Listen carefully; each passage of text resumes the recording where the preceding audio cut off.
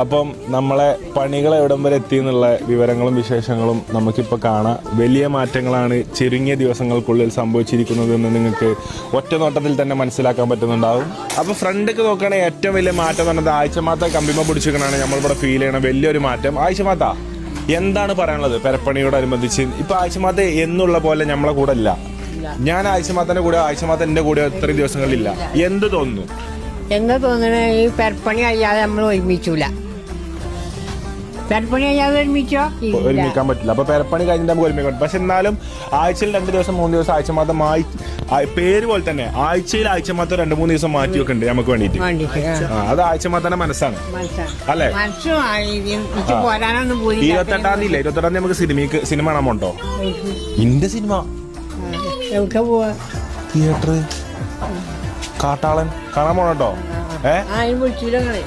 ഞാൻ വിളിച്ചു.